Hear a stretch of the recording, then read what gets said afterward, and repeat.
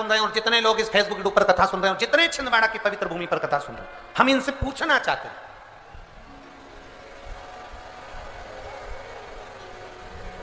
5 व्रत नहीं, 6 व्रत नहीं, 7 व्रत नहीं, 11 व्रत नहीं, हमारे सनातन धर्म में तो 11, 21, 51, बोलो सही है, 7, 5, ऐसा नियम चला आया है हमारे सनातन धर्म का कि 5 व्रत करना है, 7 व्रत करना है, नवरात्रि के 9 व्रत करना है, 11 व्रत करना है, 21 व्रत करना है, 31 करना है, 108 करना है, 1008 करना है, ऐसा नियम हमारे शास्त्रों का चला आया।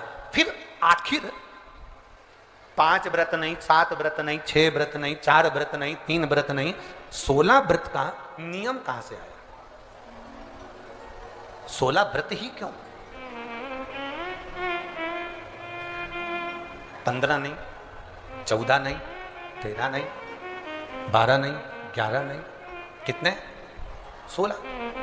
ये 16 व्रत का नियम कैसे? ये कहां से आ गया 16 व्रत का नियम?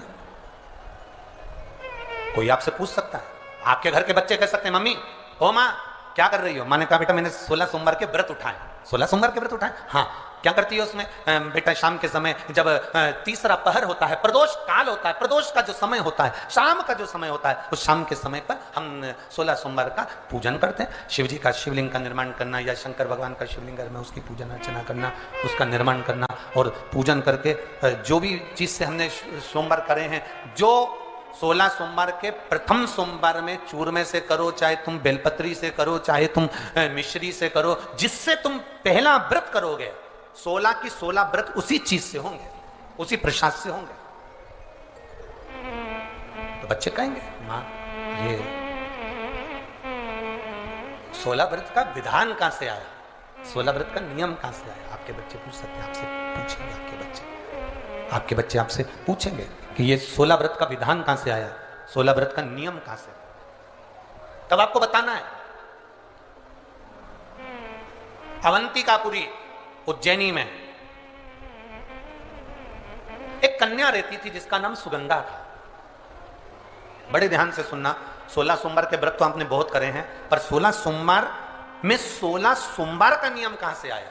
15 नहीं, 14 नहीं, 5 नहीं, 6 नहीं, 7 नहीं, 21 नहीं, 20 नहीं, 16 का नियम कहां से आया? वो 16 के नियम को जाना। और यहीं से 16 सोमवार व्रत की प्रारंभता है, इस कथा की प्रारंभता।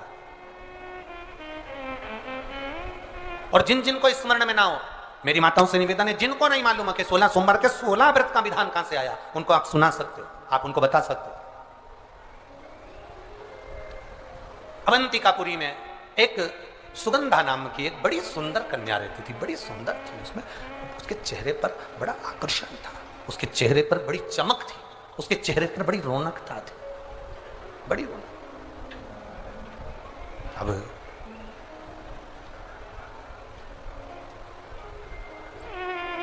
उसकी माता, सुगंधा की जो मां थी, सुगंधा जो कन्या थी, उसकी जो माता थी जिसका नाम रेणुका था, वो रेणुका एक काम बड़ा विचित्र करती थी। किसी भी देवालय में जाती थी, किसी तीर्थ में जाती थी, किसी मंदिर में जाती थी, किसी शिवालय में जाती थी, किसी तीर्थ स्थान पर जाती थी, पुष्प साथ में ले जाए ना ले जाए, प्रसाद साथ में ले जाए ना ले जाए, सोना चांदी दान करने के लिए ले जाए ना ले जाए, पैसा धेला कहीं चढ़ाने ले जाए ना ले जाए, वो एक इत्र की शीशी में रुई को भिगोकर एक डब्बी में भरकर लेकर जाती थी। और उसका नियम था वो रेणुका का कि वो रुई, वो कपास, वो जो इत्र लगा हुआ, जो पदार्थ, जो इत्र लगी हुई जो रुई है, उस रुई को, उस कपास को भगवान के दरवाजे पर, चौखट पर उसको लगा कर आती थी। ये रेणुका का नियम था, ये सुगंधा की मां का नियम था।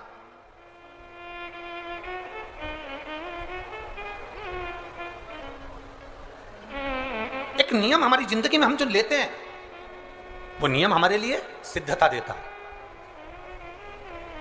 आप में से कई माताएं ऐसी बैठी होंगी जिन्होंने नियम लिया होगा कि मैं शिव जी के मंदिर में जब भी जाऊंगी, मैं देवाधिदेव महादेव के मंदिर में जब भी जाऊंगी, मैं शंकर भगवान के मंदिर में जब भी पहुंचूंगी तो वहां झाड़ू लगा दूंगी, वहां पोछा लगा दूंगी। बैठी हैं ऐसी माताएं यहाँ पर जो मंदिर में जाकर कभी झाड़ू पोछा लगा देती हो, हैं? तो आप जाकर शिव के मंदिर में बुआरी लगा रहे हो, झाड़ू लगा रहे हो, पोछा लगा रहे हो, या जो बहुत सारे दिए लोग लगाकर चले जाते हैं, जलाकर चले जाते हैं, दिए ठंडे हो जाते हैं, उन दियों को भरकर एक डलिया में, एक खोखे में, एक जगह पर ले जाकर आप रख देते हो, उसका पुण्य कितना है? शिव महापुराण की कथा करी, कितना पुण्य।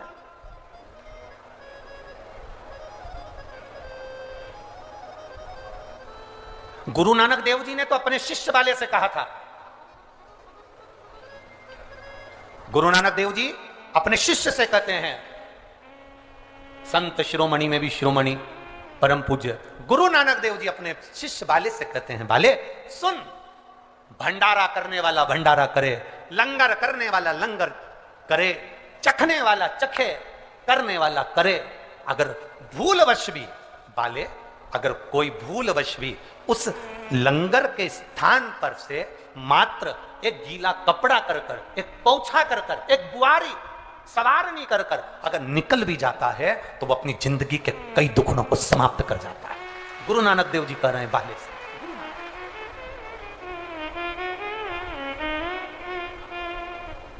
अब शिरोमणि संतों में शिरोमणि गुरु नानक देव जी कहते हैं कि कोई लंगर करे, कोई लंगर चखे, मतलब कोई भंडारा करे और कोई भंडारा खाए, कोई लंगर करे, कोई लंगर चखे। अगर वो चखने वाला भी उठकर चले गया और वहां पर से आप अगर निकल कर जा रहे हो और आपने अगर मात्र वहां सवार नहीं, आपने मात्र झाड़ू भी लगा दी, पोछा भी लगा दिया, उसको कहीं ना कहीं किसी ना किसी रूप में आपने सेवा कर दी, तो उस सेवा का फल क्या है? तो गुरु नानक देव जी कहते हैं उसका फल यह है कि आपकी जिंदगी में जितने जितने दुख, जितनी जितनी तकलीफें, आपकी जिंदगी में जितना जितना कष्ट, आपके जीवन में जितना जितना रोग, जितनी जितनी तकलीफें आपके जीवन में आ रही होती हैं, वो सारी की सारी तकलीफें अपने आप समाप्त होती चली जाती है, अपने आप समाप्त।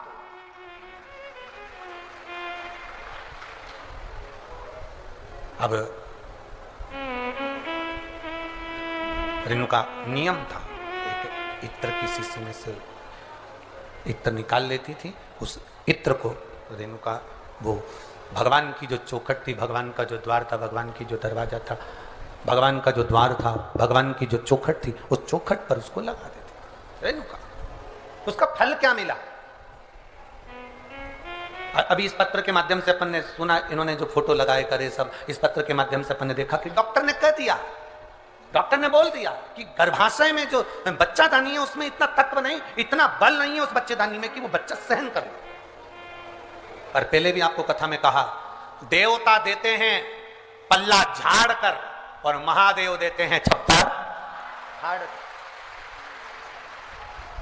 ये महादेव की देने की रीति बड़ी विचित्र है।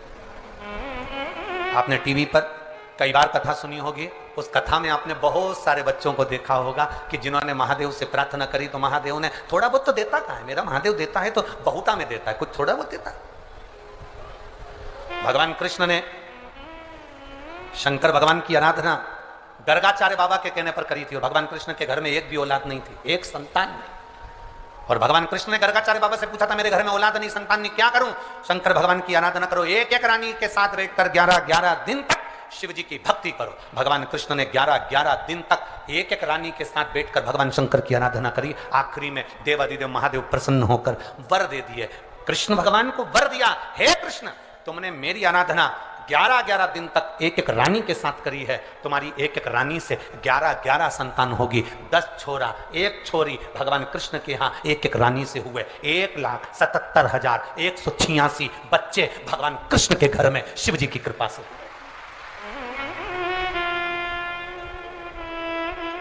ये शिव की दया से हुए, शंकर की दया से।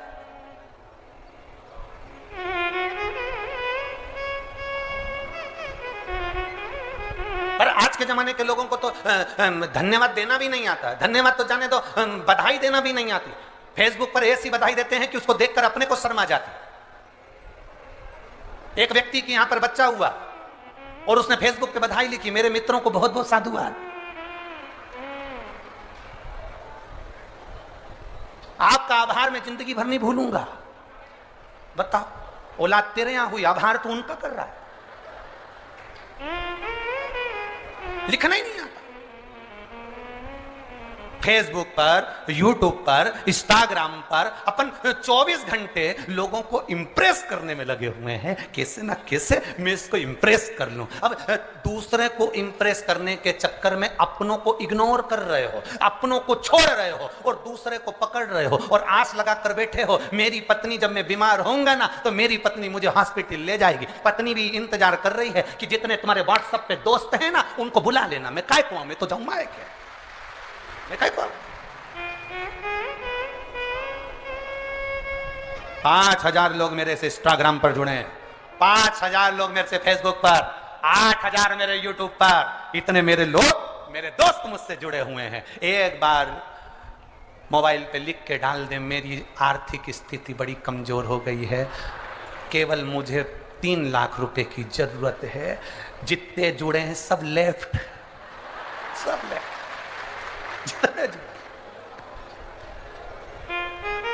अरे वो जीजियों और मेरे छिंदवाड़ा के जीजा, बहुत ध्यान रखना, हॉस्पिटल के अंदर पड़े रहोगे। 5000 इंस्टाग्राम के, 8000 फेसबुक के और 10,000 यूट्यूब के, ये कोई काम नहीं आएंगे। जिसको तुमने समय नहीं दिया अपनी पत्नी और बच्चों को, वो हॉस्पिटल में तुम्हारे लिए श्री शिवाय नमस्तुभ्यम कहते नजर आए।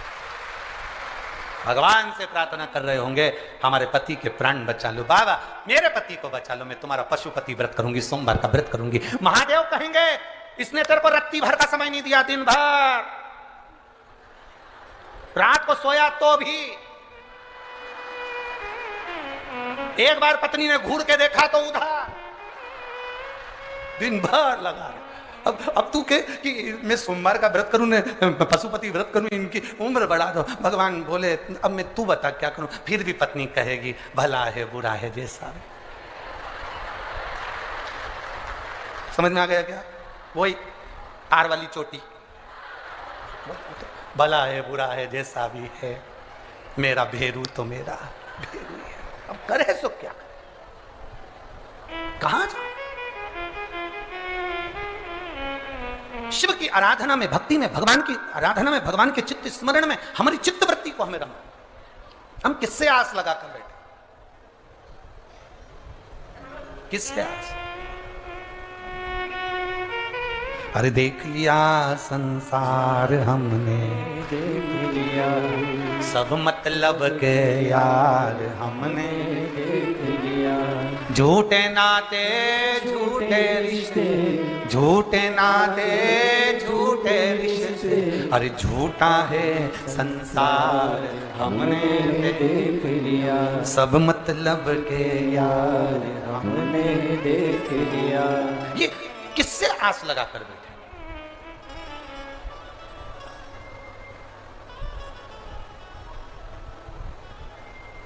पर छिंदवाड़ा छिंदवाड़ा है। कल हमने बहुत सुंदर एक नजारा देखा है।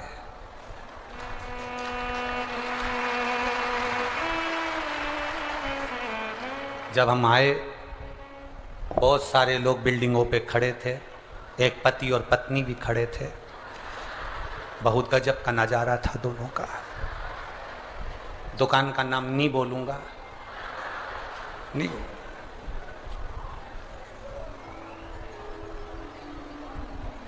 पति नीचे खड़ा था, पत्नी एक वो बाउंड्री पर पति के बाल पकड़ के खड़ी थी। अब पति को देखा हमने तो हम मुस्कुराकर इधर मुंह कर लिए, और जैसे इधर मुंह करा तो वहां लिखा था सबना ब्यूटी पार्लर।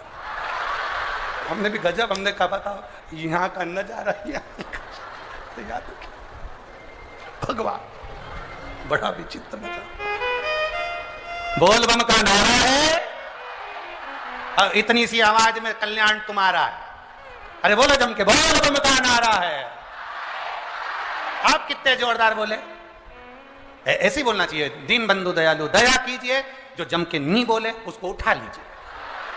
बोलो जम के, बोल बम का नारा है। शिव का सहारा बनाकर चल, अपनी भक्ति के बल को हम बढ़ाएं। शिव की भक्ति का जब बल बढ़ता है शिव कृपा करते हैं। कहा रेणुका बस एक काम करती थी, बाबा के चौखट पर, भगवान के दरवाजे पर इत्र लगा देती थी। वो इत्र की सुगंध का फल ये मिला कि वो साधारण फल नहीं था। इत्र की सुगंध का जो फल था, रेणुका का जो गर्भ ठेरा, उस गर्भ से जो संतान हुई उसका नाम सुगंधा था।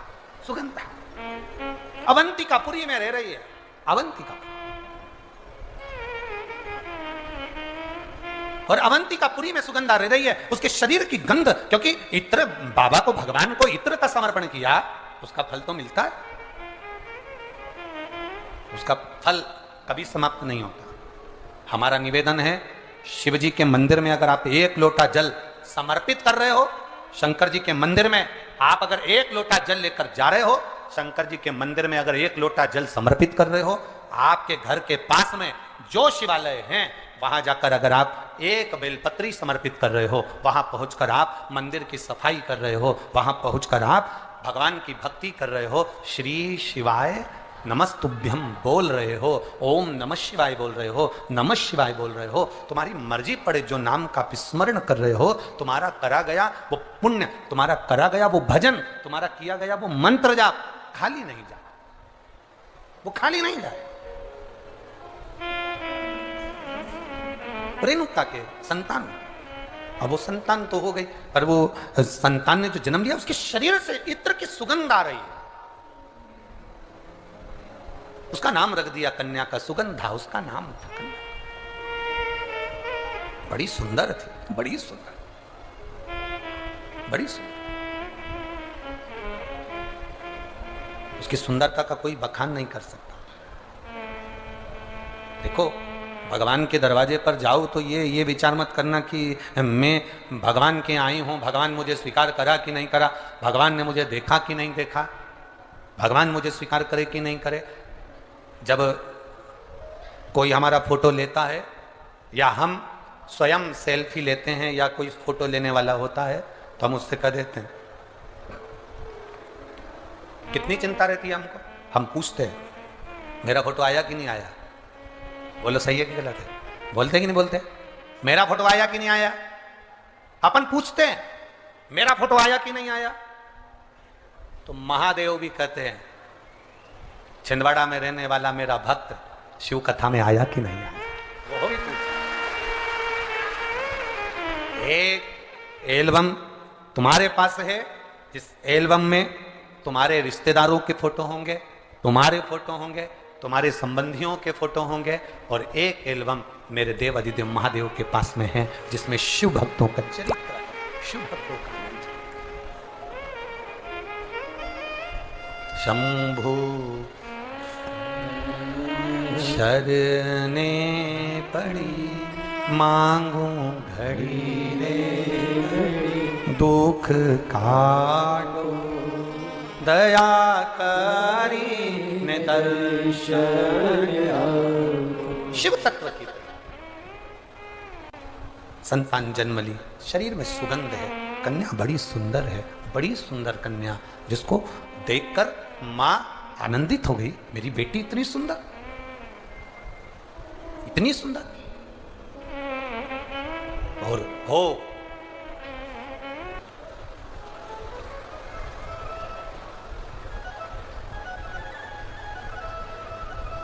व्यक्ति के जीवन की सुगंध से ज्यादा बड़ी सुगंध होती है उसके अच्छे कर्म की सुगंध। इसीलिए हम लोग बार बार कहते हैं कि मत बुरे कर्म कर बंदे वरना पछताएगा, भगवान की आंखों से तू बच नहीं पाएगा, तू बच नहीं पाएगा। अरे ओ अज्ञानी मत करना। एक अच्छे कर्म की जो सुगंध होती है वो श्रेष्ठ होती है। भगवान पद दे, प्रतिष्ठा दे, धन दे, वैभव दे, सत्ता दे, कुर्सी दे, आपकी शोहरत, आपका नाम दे, तो प्रयास करना अपनी जिंदगी में ऐसा कर्म कर कर जाना कि लाखों लोगों की प्रेरणा का एक स्रोत बन जाए। लाख कर्म कर कर।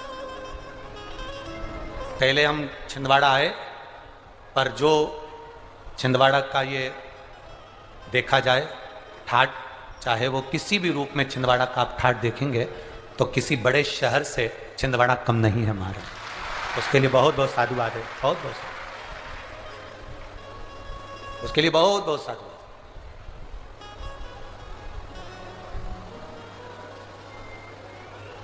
सत्ता हो, वैभव हो, कुर्सी हो, पद हो, प्रतिष्ठा हो, तो मन में ये भाव रखो कि क्षेत्र को, प्रदेश को, देश को, राष्ट्र को कुछ अच्छा देकर जाओ, कुछ अच्छा कर जाओ। जरूरी है।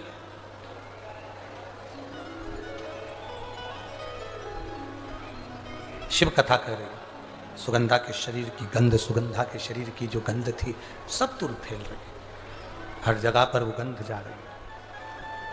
कन्या बड़ी हुई, सुंदर बहू थी, उसका आकर्षण था, उसके चेहरे पर रौनक थी, सुंदरता थी।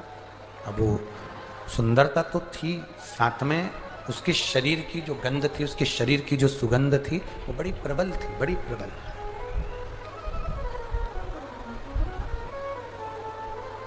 और सुगंधा के शरीर की सुगंध, सुगंधा के शरीर की गंध और उसकी सुंदरता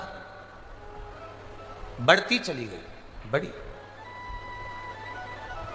अभी कहा पद मिले, प्रतिष्ठा मिले, सत्ता मिले, वैभव मिले, कुर्सी मिले, सुंदरता मिले, धन मिले, उसका सदुपयोग करो, दुरुपयोग नहीं।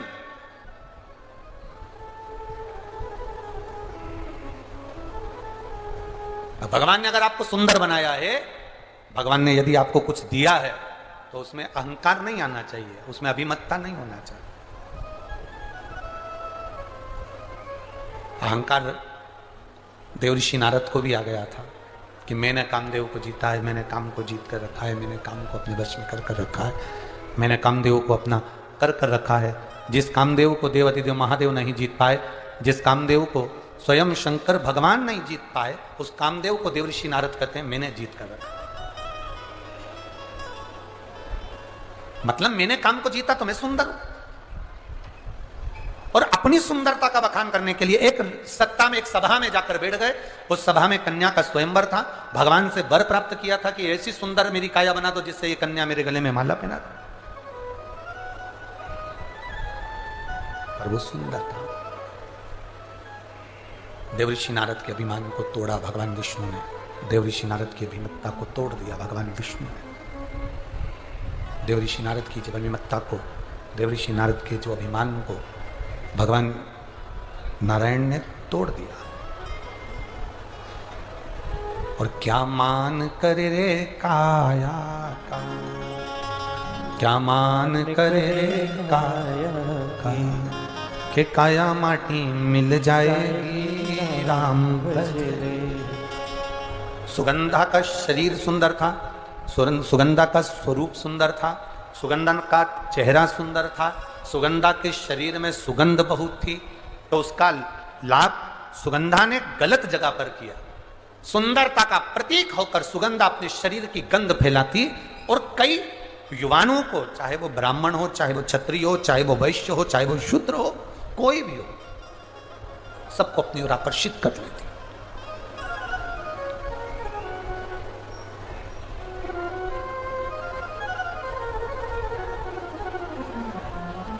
प्रेम में और प्यार में जमीन और आसमान का अंतर है। प्रेम में और प्यार में जमीन आसमान का अंतर है। प्रेम में कभी खून खच्चर नहीं होता, प्रेम में कभी विवाद नहीं होता, प्रेम में कभी झगड़ा नहीं होता। केवल जहां पर दिखावा रूपी प्यार होता है, वहां कोई लड़का कोई लड़की को मार रहा है, कोई लड़की कोई लड़के को मार रही है, कोई किसी के साथ गलत काम कर रहा है। ये प्रेम और प्यार में अंतर है साहब। ये विचार सोच छोड़ दो कि ये दोनों एक है, ना ना, गलत।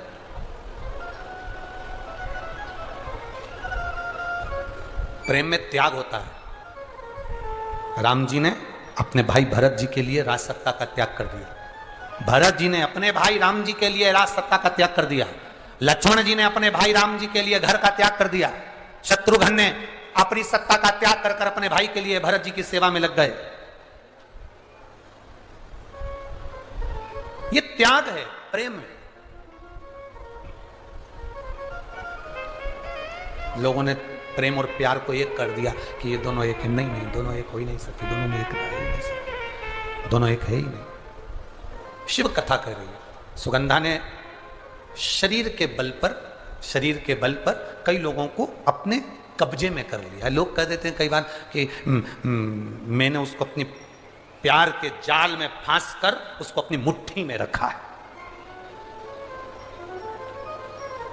मैं जैसा कहूंगा वो वैसा करेगी, क्योंकि मैंने उसको अपनी मुट्ठी में रखा है। वो मुझसे इतना प्यार करती है, वो मुझसे इतना प्रेम करती है। अब ईमानदारी से बोलो, वो प्यार किस काम का, वो प्रेम किस काम का कि आपको मुट्ठी में रखा जाए। प्रेम करने वालों को तो दिल में रखा जाता है, मुट्ठी में नहीं रखा जाता। तो मुट्ठी में नहीं रखा। उसको कोई ने कह दिया वो मेरे को इतना चाहता है, मैं जैसा कहूंगी वैसा करेगा। मेरा पति मुझे चाहता है, मैंने उसको मुट्ठी में कर रखा है। पत्नी से कहे मैंने अपनी पत्नी को मुट्ठी में कर रखा है, वो मुझे इतना प्यार करती, इतना चाहते ना। प्रेशर नहीं आ रहा है तुम्हारे साउंड का, इसको कह नहीं सकते। जो मुट्ठी में रखा जाए वो ना तो प्रेम है ना प्यार है, वो तो केवल एक खिलवाड़ है कि मुझे इसको नचाना है, इसको नचाना है। स्नेह शिव कथा कर रही। सुगंधा ने अपने शरीर के बल पर लोगों को अपनी मुट्ठी में कर लिया, अपने कब्जे में कर लिया। एक नारी, एक स्त्री, एक पुरुष, उसको बल, स्त्री को सुंदरता, एक नारी को, एक पुरुष को एक बल, एक सुंदरता परमात्मा देता क्यों है? कभी आप लोगों ने अंदाजा लगाया? कभी किसी शास्त्र पुराण में, किसी वेद में, कभी शास्त्रों में अध्ययन किया कि किसी पुरुष को भगवान सुंदरता दिया, बल दिया, किसी नारी को भगवान ने सुंदरता दिया, चतुरता दी, सुंदरता दी? क्यों दी? उसका कारण क्या है? किस लिए, क्यों प्राप्त हुई, किस लिए प्राप्त हुई?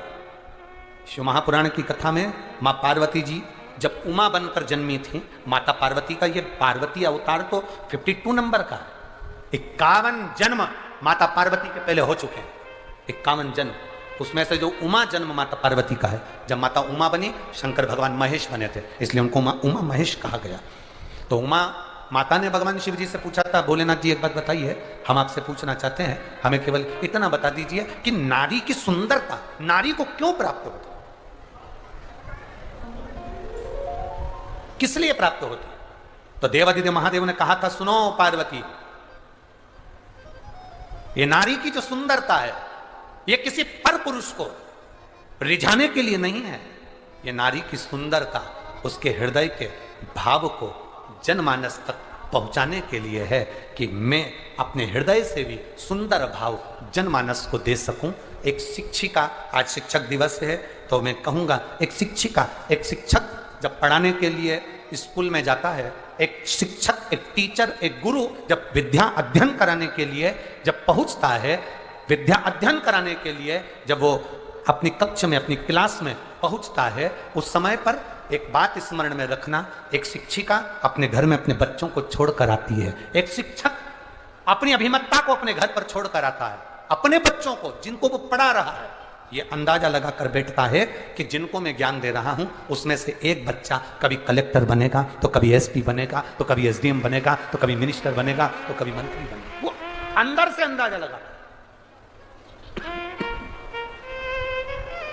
अपने भीतर से अंदाजा लगा रहा है, अपने अंदर से अंदाजा लगा रहा होता है। शिव कथा कह रही है, भगवान शंकर का संवाद कर रहा है, शिव महापुराण वर्णन कर रही है, शिव तत्व कह रहा है।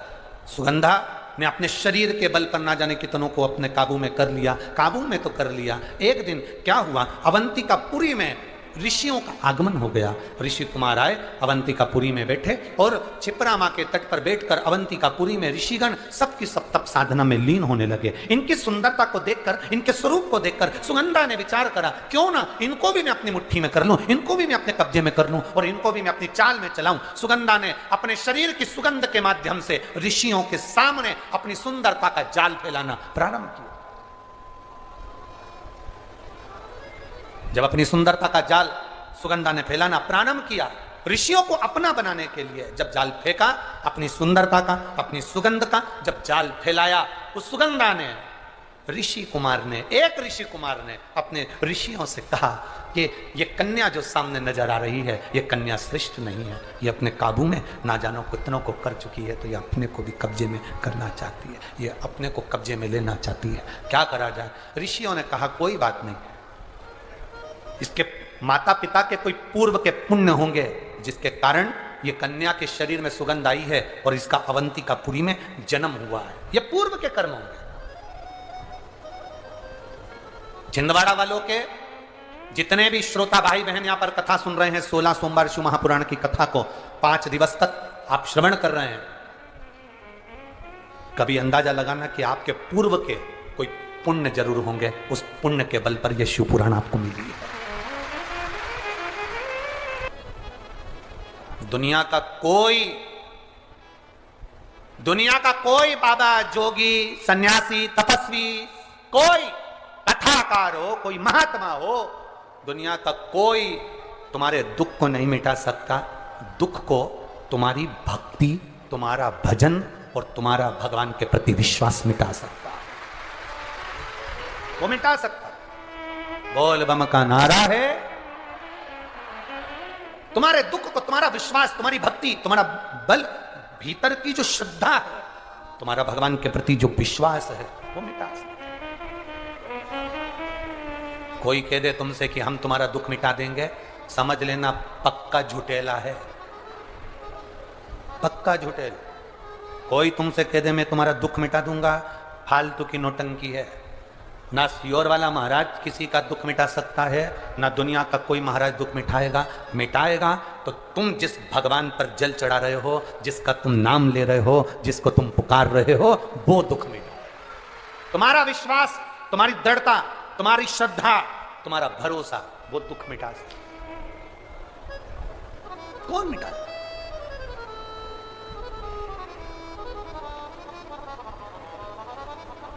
बहुत सुगंधा को लगा कि ये ऋषियों को मैं अपने काबू में कर लूंगी। ऋषियों ने भी अपने तप बल को बढ़ाया, ऐसा तप बल बढ़ाया, उनके शरीर की जो तेज निकली, सुगंधा के शरीर की गंध समाप्त हो गई। सुगंधा के शरीर की सुगंध समाप्त हो गई। सुगंधा को लगा मेरे शरीर में से गंध नहीं आ रही, मेरे शरीर में से सुगंध नहीं आ रही। गई कहां? पता करा तो मालूम पड़ा ये ऋषियों के तेज से ये मेरे शरीर की सुगंध का जो अहंकार था वो समाप्त हो गया। शरीर की सुगंध समाप्त हो गई, शरीर की सुगंध समाप्त हो गई, चरणों में पड़ गई, क्योंकि अब अंदर से भक्ति जाग गई। अभी तक पुरुषों को रिझा रही थी, लोगों को मुट्ठी में कर रही थी, अपनी सुंदरता का वैभव दिखा रही थी। अब विचार करा कि अब करूं तो करूं क्या। चरणों में पड़ी ऋषियों के, बाबा अब मुझे ये कुछ नहीं करना, मुझे तो केवल शिव का नाम लेना है, मैं शंकर को अपना कैसे बनाऊं। तो ऋषियों ने कहा तू अपने 16 श्रृंगार को करके जब दुनिया के लोगों को अपनी ओर आकर्षित करती थी, तो अपने 16 श्रृंगार कर कर दुनिया के लोगों को अपनी ओर काबू में करती थी। जब तू 16 श्रृंगार कर कर दुनिया के लोगों को अपना बना सकती है, तो 16 सोमवार का व्रत कर कर तू भोलेनाथ को भी अपना बना सकती है। ये 16 सोमवार की कथा यहां प्रारंभ हुई है, यहां प्रारंभ। कोई तुमसे पूछे ये 16 सोमवार कहां से आए, 16 सोमवार का नियम कहां से चालू हुआ तब, और 16 सोमवार व्रत लेने के भी महीने बताएं, कौन से महीने से 16 सोमवार उठाना चाहिए, कौन से महीने से 16 सोमवार का व्रत चालू करना चाहिए, महीना बताया शास्त्रों में उसका वर्णन किया गया। कौन से महीने, कौन से महीने?